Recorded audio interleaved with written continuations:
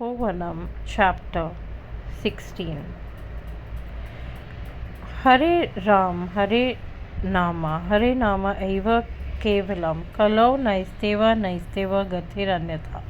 Chanting of the Lord's name is the only way to liberation in the Kali age. God's name will redeem us. Any mighty task can be achieved by chanting the divine name.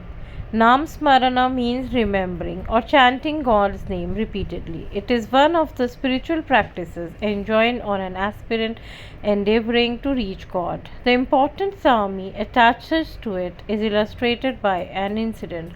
A devotee asked Swami, "We often hear about Sharanagati, surrender. How is it one to accomplish it?" Swami answered, "Bangaru, Sharanagati is beyond you. Why do you bother about it? Resort to Nam Smaran. God Himself will be at your beck and call."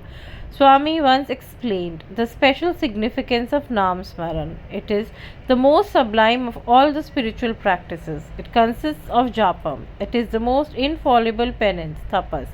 Kuchela could attain Lord Sri Krishna's grace only through Nam Smaran. When you do Nam Smaran, intone the name with fervor, deep devotion, and love. It bestows upon you immense benefit.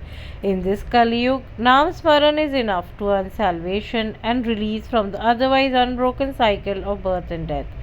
Nam Smaran is a one and only divine medicine capable of curing you of lack of mental equanimity, avarice, and other ills which torment you. It gives you abiding peace and contentment. The name you choose can be one of the 1,000 names of God, or it can be any one of the names now in common use in any religion, country, or region of the world, or in any case section of devotees. Select any name and devote at least 5 minutes every day for Nam Smaran. Make it a part of your daily routine. It will give you immense benefit. Thulasma. A long time ago, a devotee called Thulasma was residing in Prashanti Nilayam. Once, while she was going to her native place by an auto rickshaw, the vehicle dashed against a wayside tree and overturned at a deserted place. She was seriously wounded in her wrist. While falling down from the auto rickshaw, she cried, "Sai Ram!" Within moments of the accident, a car arrived at that lonely spot. The driver picked up both Thulasama and the auto driver and took them to his house. The lady was aware that her wound was very serious, but as she came to know later, she had been rescued from a more terrible fate. During interrogation, the auto driver revealed some startling details. When he noticed expensive gold ornaments on her body, he was tempted to rob them. That was why he drove to that isolated spot and intentionally crashed into the tree. He expected Thulasama to become unconscious and he could be able to get away from her with her ornament. But at the moment of impact, she suddenly cried out, "Sai Ram!" The Nam Smaran had the effect of changing his mind. He was surprised just at the moment of a terrible ordeal she could utter God's name so fervently. He felt that she should be a very noble and pious soul and that he should not rob such a lady. Although normally the spot was most of the time unfrequented, surprisingly on that day somebody came in a car at the crucial moment and ruined his plan. The auto driver was disturbed at this coincidence. Was this divine intercession? The poor fellow shuddered at the very thought. The driver confessed all this to Thulasama, narrated every detail of the story, and expressed sincere remorse. He did not stop there. From that time onward, he became friendly and very close to her. He would often visit her and inquire about her welfare. He became an intimate friend, in fact, a well meaning relative. This episode highlights the power of Nam Smaran. Nam Smaran means the morning god. Peda Bottu, the great devotee of Bhagwan Sri Satya Sai Baba, of whom we read about earlier, often asked him, "Swami, what is dhyan or meditation? How do we do it?" Swami used to put her off. He would merely say, "Don't bother about dhyan. You are doing Nam Smaran, that is good enough." One night, she was sleeping under a tree opposite Swami's residence. As it began to drizzle, she removed herself from there and prepared to sleep in the veranda outside Swami's room. As she was making her bed, she said to herself, "Om Shri Sai Ram." Swami came out and pulled her up. "You stupid, won't you allow me to sleep?" Peda Bottu said, Swami, who stopped you from sleeping? Swami retorted, when you are summoning me, how can I go to bed and sleep? The poor lady explained, I am in the habit of doing Namsmaran and utter Om Sai Ram within myself. I did not intend to call you. Bhagwan called her. What does that japa mean? It amounts to calling me. Namsmaran is no different from summoning God. Namsmaran means telephoning God. Murthy, Sri Kasturi's son, was doing research in zoology. In that connection, he had to tour forest in Assam. On one occasion, when he was alone, a wild bear noticed him and he began closing in on him. Murthy fled for his life, but the animal continued to chase him. As he ran over some rocks in his desperate flight to safety, he tripped and fell down but continued to cry, Baba, Baba. Within moments, a motor truck appeared there from nowhere, and Murthy found itself safely by getting into it. After a few months, he happened to be in Prashanti Nilayam. Swami told him, I received your phone call and dispatched a truck. Did it reach you in time? Maya, the terrible dog. Bhagwan Sri Satya Sai Baba once described the power of Maya. He said, God is the master of Maya or ignorance. Maya is like a terrible dog standing guard at the entrance of the God's home and does not allow outsiders to come near him. If you are earnest about reaching God, there are only two ways. First is put on the form of the master, that the dog does not harm you at all. This is known as sarupya, that is assuming God forms. But you should not make the slightest mistake, otherwise the dog will not spare you. The second course is to cry out to the master in a loud way. He will hear you cry. He comes to you, receives you with open arms, and holding your hand, leads you inside with overflowing kindness. This is called samipya, that is being in the closest company with God. The dog will not do any harm to you as you are with his master. Being God's pet dog, Maya obeys him. If he wills it to not give you trouble, you will not be touched. You will have no fear. What a simple parable and a beautiful one by Bhagwan Sri Satya Sai Baba. He has revealed how you of his own volition surrenders to his devotee. How easy is the second course. The devotee has only to call God most earnestly with all his heart, with agony in his voice, with yearning suffusing his whole being. This Namsmaran, millions of Sai devotees have found through personal experience that God responds to Namsmaran and presents himself before his devotee with boundless mercy and compassion. Baba's exhortation is that incessant Namsmaran of a devotee so elevates the devotee that he attains the form of the devotee. Bhagwan says that incessant Smaran of Sri Ram by his brother Bharata resulted in Ramayana, in the latter looking like Ram to all. A similar thing happened with Uddhav in Sri Mahabhagavad Gita, who did uninterrupted Smaran of Lord Krishna's name. Earnest prayer. When you do Namsmaran, fill it with great longing and love and anguish for God. God always looks mainly for the intensity in his devotees' prayers, said Baba, and illustrated the statement with the following charming story. Adi Shankara was then a little child. The family devotee was goddess Raja Rajeshwari. Shankara, father, used to worship the mother every day. One day he had to go out to some place for business. Therefore, he entrusted the task of Devi worship to the little boy. The child performed worship as usual and ritualistically offered milk to the deity. He waited and waited in expectation. He had always believed that Devi was actually drinking the milk offered by his father every day. So he waited for Devi to take milk. It did not happen. In great anguish and with tears in his eyes, the little boy earnestly pleaded, what is the matter, my mother? Won't you accept milk offered by me? Won't you bless me with your grace? The motherly heart of the Supreme Mother melted in compassion and pity on seeing the agony in the tender child's heart, and she gulped down the whole of the milk that the little devotee offered. Shankara knows that the milk which his father daily offers to Devi was treated as holy, and after puja his father would give a little as tirtham to every member of the family. But on this day not a drop remained for such distribution. The goddess has taken in all in a single gulp. He feared that other members of the family would suspect of swallowing the entire quantity of milk. Overcome by shame and desperation, Shankara wept. Moved by his distress again, the merciful Devi filled the container with milk. She did not pour milk from her hand. The milk that she gave directly came from the Divine Mother's breasts. Shankara's agonized prayer was thus amply fulfilled by the mother. An exactly similar incident happened when Swami narrated as follows: a person who is now here among you suddenly cried out, Swami, in an exalted and loud voice. I sensed the distress, faith, and yearning in that cry. What happened was that the sari of his wife had caught on fire. Flames raged. Stunned by terror, she could not remember me. Husband was helpless and desperate and cried out. The place is 200 miles away from here. The moment I heard the call, I was there to put out the flame before much harm could be done. What drew me there was the deep anguish in that cry. I am ever watching for you. One day, during Swami's public audience, a devotee was continuously calling Swami, Swami in anguish.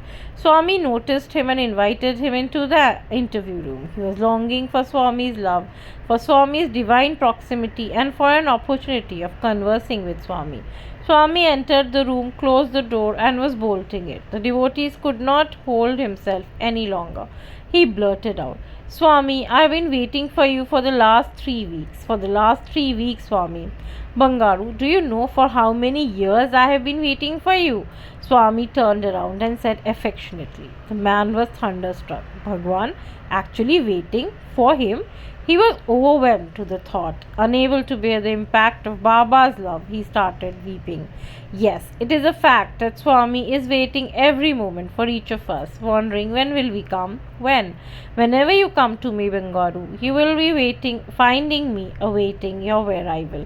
But the devotees excused themselves. Swami, I cannot come now. I am deeply entangled in many tasks. I find myself enslaved. I am unable to come at present. Swami, Bhagwan is indulgent. He reassures his devotees. Don't worry at all, Bangaru. Does not matter when will you be able to come. Take your own time. But so far as I am concerned, I will always be waiting for you. The arrival may take several lifetimes or births even. Several devotees plead for a personal interview with Swami. Swami, Swami, interview please, they cry out. He answers, wait, wait. It does not mean merely that he should await their turn. It also means they are too weighty, too heavy. They have to long for many more days or even many years. In many cases, they have to suffer the agony of not being called to his presence. After they undergo some tapas, after some penance, Swami invites them for interview. That is to say, the seeker should first lose weight through austerity, self-mortification, incessant Nam Smaran, and meditation on Swami. He has to unburden himself to the loads of evil like attachment and hatred, which are weighing him down. When the devotees prepare himself in this manner, when the burden of weight is shed and he becomes light, Swami would certainly invite him to come close to him. Swami himself explained this in a situation. He said, the more you come close to me, the more you earn my love, you become likely more to burn. What will be burnt are our evils, defects, and impurities. Such a burning feeling leads to spiritual purification, to refinement. As the process of burning is accompanied by Swami's love, what acts as shield, the aspirant is able to withstand the fiery ordeal. The oppressed are my children. When Sri Kasturi, the principal college of Karnataka Davangere, had an incident called attended called Ananthappa. That man had great devotion for Swami. He would gather puja materials like fruits, flowers, sticks, and camphor needed for the bhajan in his master's home. Ensure they were of the best quality. He would scout the entire market, shop by shop. Standing in front of Swami's picture, he would implore him most pitiably to let a flower drop in his hand. He would be alone in front of Swami's picture, conversing with him. When a faded garland removed from Swami's image was given to him, he was treated as holy prasad. One day, Swami gave one of his photographs, a large one, to Sri Kasturi and told him, take this to Devanagari and place it in Anantappa's temple. Anantappa's humble shanty truly became a temple by Baba's word. Vibhuti was dropping out of the picture and countless people came seeking it. One Swami remarked also that Anantappa was like Vibhishan in Sri Lanka. The husband of Ananthappa's younger daughter was working in the department railway in Mysore. The couple stayed in an obscure house in Bangalore. That fellow was of a suspicious nature, always doubting his wife's chastity. He harassed her incessantly. He was confined to a room like a prisoner. Nobody could intervene and bring him to the path of reason. Unable to put up with such persecution, the poor woman implored her husband to take her to Sri Satya Sai Baba in Puttaparthi. If Baba declared her to be chaste, she said her handsome husband should let her be in peace. Otherwise, she would end her life in Puttaparthi itself. Anantappa, his wife, their daughter, and son in law travelled to Puttaparthi. Swami was all kindness. He invited them into the interview room and told Anantappa's son in law, "Your wife is illustrious and as pure as Sita, wife of Lord Rama. She is like goddess Parvati, consort of Lord Shiva." He tried to reason with him, but the fellow did not relish Swami's words and became abusive. Swami threw him out and closed the door on him. He advised Anantappa not to worry. He also assured him that the man would surely mend his ways soon and live in happily with his wife. On the way back, they reached Penukonda late in the night. They sat in the railway station awaiting the midnight train from Guntakal. Anantappa's son-in-law went blabbering and rubbishing holy men and mendicants. Anantappa was distressed because the man had not obviously changed his evil ways. The train steamed in at midnight. The boy helped Anantappa, his wife, and daughter in a third-class coach of the train and boarded a first-class coach himself. He could travel in a first-class coach as he was a railway employee. At about 1 a.m., that is an hour after midnight, the train stopped at a train called Thondi Bhavi. Suddenly, Anantappa's son-in-law began screaming in pain and moaning loudly. Hearing the disturbing noise, the guard came into the coach. Railway staff also gathered to find out what's happening. The fellow was found rubbing his cheek. Terror-stricken, he was furtively looking around. The guard asked him, "Who entered this compartment and slapped your cheeks?" Weeping and moaning, he got down from the chain, went and sat in the station master's room and told him what had happened. About 6 miles ahead of Thondi Bhavi, he said. Lights in the compartment were suddenly switched on. I got up and sat on my berth. There was a reddish illumination as if Sai Baba had filled the whole space. Baba started slapping my cheeks. He was all over the space around me and I was receiving slaps from every direction. As he bet on my cheeks, he was saying, "You refuse to believe me when I say that your wife is innocent and chaste. Will you stop harassing her or not?" She said, "My child, not only she, all the oppressed are my children. Will you obey me? Will you?" As the train approached the station, the reddish illumination disappeared. Normal bright light took its place. After the incident, there was a radical transformation in the couple's life. They started living amicably in complete harmony and love. After a few months, Bhagwan Baba was conversing with some devotees. He said that Shirdi Baba would often display anger, but this present avatar was one of love. Shri Kasturi meekly interjected, "Swami, in this present avatar, did you not beat anyone?" Bharava replied, "I am now the personification of love." But Sri Kasturi persisted, "Is this avatar, haven't you beaten anyone?" To that Swami said, "Are you referring to Anantappa's son-in-law? What I did to him was only out of love for him." Swami's love and grace were amply showered on that poor simple girl. The ever compassionate Baba said, "Yes, on that son-in-law too. Goat and the mine." A king called several villagers together and gifted each of them a goat well fed by its keeper. But he imposed as a single condition. When the goats were brought back to him one ordered, they should not be eating green leaves at all. They should display total distaste for leaves. As an incentive to the villagers, he announced a reward of 10,000 to the villagers who would successfully tend the goats as directed. The villagers thought as if a goat was fully fed and as its stomach was full, it could take nothing more. It would refuse even green leaves. So they made it a habit to feed the animal so fully that they would not wish to touch anything. A girl followed a different method of training her goat. She placed green leaf before the goat, and when the animal was about to feed on them, she gave a beating on its mouth with a stick. Repetition of this procedure had the effect of deterring the animal from touching green leaves when they were placed right before it, although its stomach was not full. Sometimes later, the king ordered the villagers to present the goats for inspection. He found the goats started eating leaves as soon as they were placed before them. But there was one great goat that was not even looking at the leaves. Instead, it was looking at the stick its keeper held. The king was delighted and promptly presented 10,000 rupees to the girl who successfully trained that particular goat in the manner ordered by him. Control of mind also requires similar hard training and severe discipline. Arjun, eminent that he was, admitted, Chanchalam hi manah Krishna, Pramadi balavat dridham. Old Krishna, mind is unstable and fickle, confusing, strong, and inflexible. He prayed to Krishna to enlighten him how to subdue such a difficult and unruly mind. There is no doubt that only way to conquer the mind is to practice arduous and relentless spiritual sadhana. Om Shri Satya Sai Parabrahmane Namaha. Shanti Shanti Shanti. End of chapter 16 from Tapovanam Sri Satya Sai Satcharita by Sanishri Janyala Venkateshwara Shastri. Copyright reserved by author 1928 to 2003.